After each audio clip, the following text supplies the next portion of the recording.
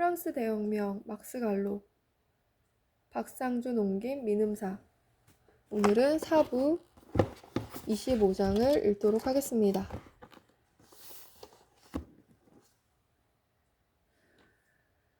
(1791년에) 타는 듯한 이 여름에 프랑스를 갈라놓는 두 정치적 견해 중 누가 이길 것인가. 루이는 왕정주의자들이 유폐라고 부르는 튠르리 궁 거처에서의 감금 상태가 점점 더 견디기 힘들어졌지만 관찰하고 유심히 듣고 있었다. 듣고 읽었다. 그는 신중했지만 확신하지 못했다. 그는 마라, 에베르, 데물랭, 당통 등 신문을 이제 내놓지 못하는 열혈 애국파에게 강요된 침묵이 계속될 것이며 국민의회가 취한 조치와 법령들이 지속되고 더 가중될 것이라고는 믿지 않았다. 샹들마르스의 발포 다음날 의회는 유사한 집회를 다시 시도하거나 왕에 반대하는 청원을 하려는 모든 이들을 구금형에 처할 것을 결정했다.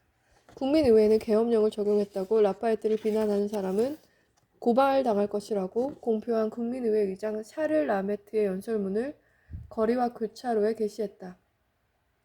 루이는 애국당의 다수가 신속하게 태도를 바꾼 것에 놀랐다.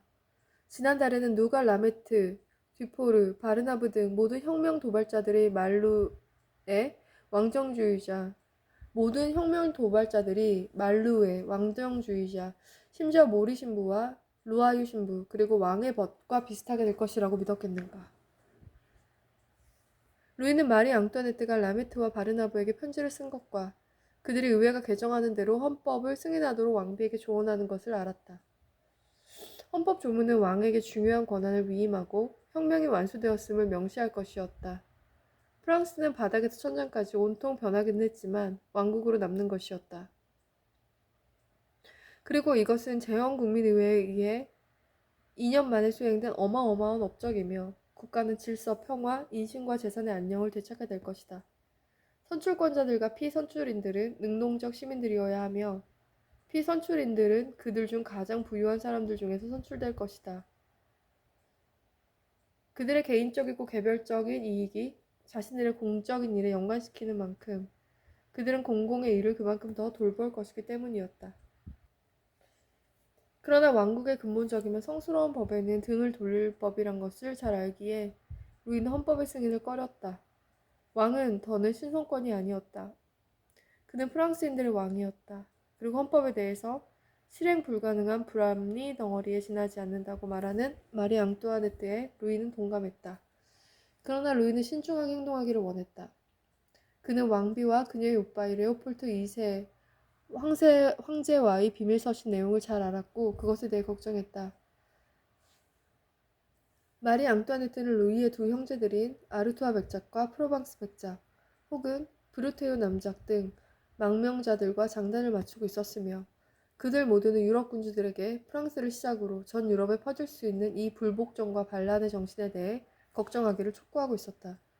그리고 루이는 이 헌법을 인정하지 말 것이며 리바롤이 말한 것처럼 방화를 한 후 소방수를 자처하고 나서는 바르나브와 라메트의 충고를 따르지 말라는 에드먼트 버크의 편지를 받았다.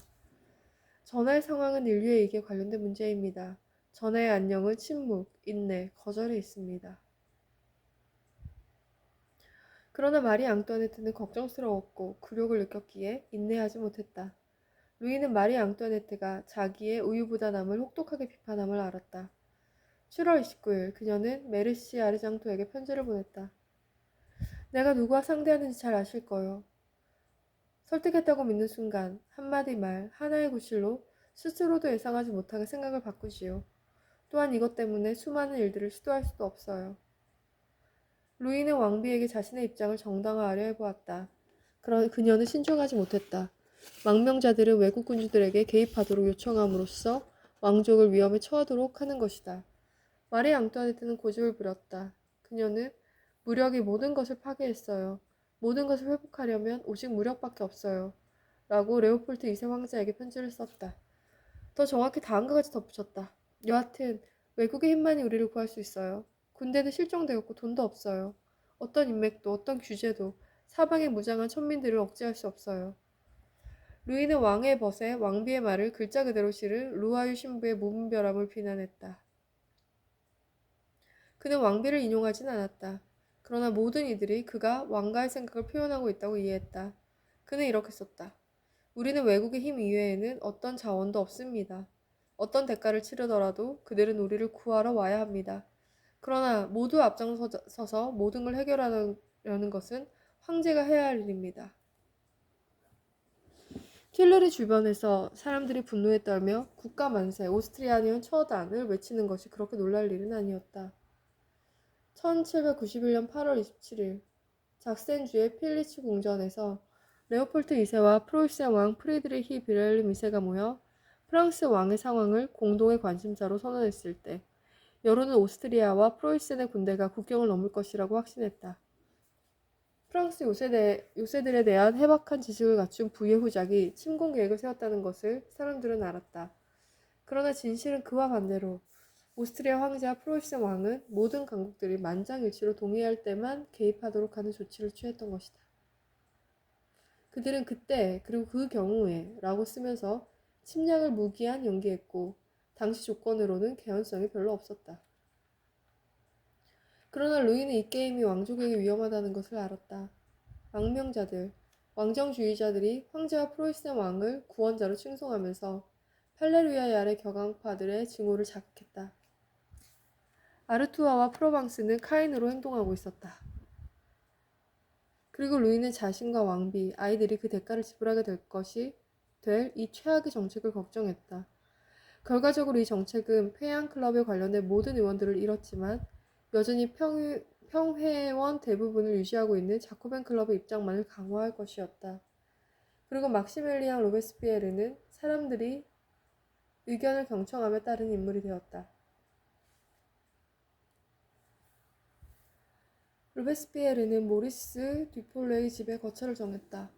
이 가구 사업가는 생토노레 거리집에서 부인과 셋 딸 그리고 아들과 함께 살고 있었다. 우리는 막시밀리앙을 형제처럼 사랑해요. 듀플레의 딸 엘리자베트가 말했다. 사실 사람들은 그를 존경했고 그를 경배했다. 그를 방문했던 제3신분 의원 라베베이에르 레포는 놀랐다. 로베스피에르는 듀프레시 집에서 신에게 드리는 것 같은 존중을 받고 있었다. 그는 머리를 잘 빗고 분을 바르고 가장 깨끗한 옷을 입은 채 가장 보기 좋은 과일과 신선한 버터, 순수한 우유와 향기로운 커피가 가득한 탁자 앞 커다란 안락 의자에 기대 앉아 있었다. 아버지, 어머니, 그리고 아이들, 온 가족이 즉시 배려하기 위해 로베스피에르 눈빛 속에서 그가 무엇을 바라는지 찾고 있었다. 그러나 막시밀리앙은 듀플레이 집에 숨어 지내지 않았다. 뒤통, 까미유 데물랭, 마라, 그리고 많은 다른 이들이 파리를 떠나거나 피신했지만 로베스피에르는 7월 22일부터 창백한 혈색, 퀭한 눈, 불안하지만 사나운 눈빛으로 의회에 나갔다. 그리고 8월 초에 프랑스 국민에게 고함을 썼다. 뒤이은 날들 동안의 로베스피에르는 브리소의 프랑스 애국자같이 그를 지지하는 신문의 복간으로 덕을 보았다. 의회가 확고하게 공화주의자들을 뒤쫓는 것을 보리라는 두려움과 염려가 지난 후 공화주의자들은 의회가 머뭇거린다는 것을 확인했기 때문이었다. 왕에게 개정된 헌법을 승인하도록 하기 위해 의회는 군주를 위협하는 열혈 애국파들이 필요했던 것이다. 바르나브, 라파에트, 루이 16세 연합의 집착제는 법을 별반 존중하지 않는 하층민들, 분배주의자들, 팔레루야얄의 격앙파들에 대한 걱정이었다. 로베스피에르가 고양이처럼 신중했기에 사람들은 그를 이 동물에 비유하기 시작했다. 로베스피에르가 말했다. 우리는 농담을 하는 사람들이 아닙니다. 만약 누군가 내가 나의 원칙에 가장 반대되는 법일지언정 그것에 대한 불복종을 실제로 조언하는 것을 들었다고 감히 말한다면 나는 그가 모든 중상 모략가들 중 가장 파렴치하며 가장 비겁한 자라고 말하겠습니다. 그리고 왕의 동의를 얻기 위해 부분적으로 왕을 만족시키는 쪽으로 헌법을 개정하는 것을 받아들인 듀포르, 바르나브 같은 이들을 고발하기 위해 의회 연단에서 발언할 때 로베스피에르는 집요했다.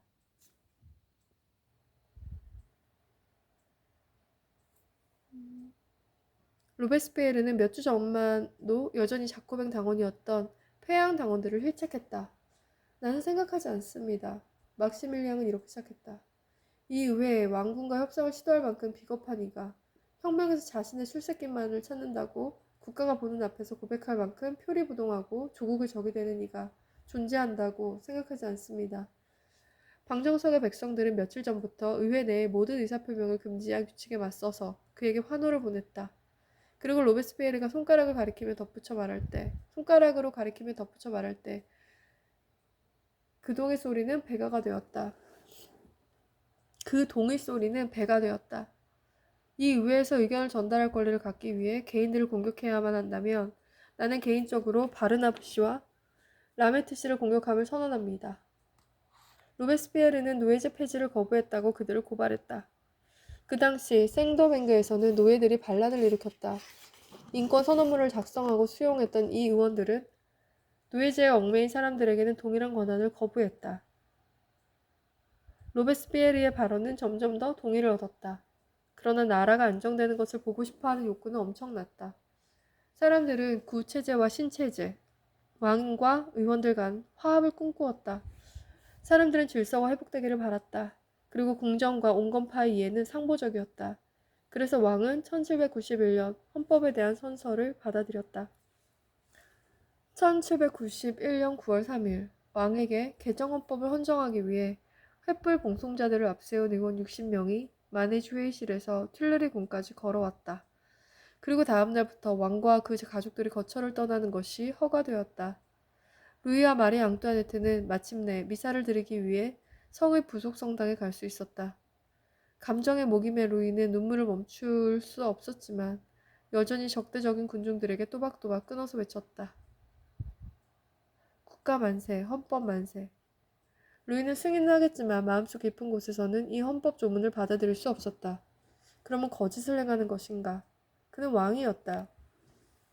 그의 의무는 인간의 것과는 다른 법에 속했다.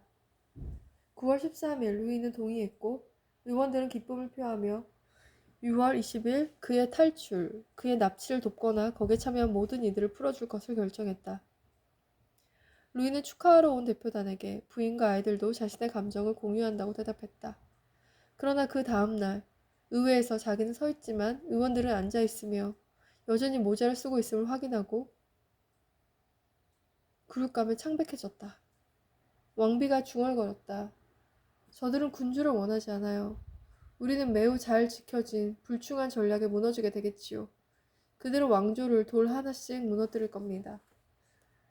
루이는 땅 위에 남은 흔적 말고는 아무것도 없는 바스티유를 생각했다. 9월 18일 일요일 파리시청에서 헌법이 선포되었다. 그리고 불안정하고 변덕스러운 백성들인 파리는 춤추고 노래를 불렀다.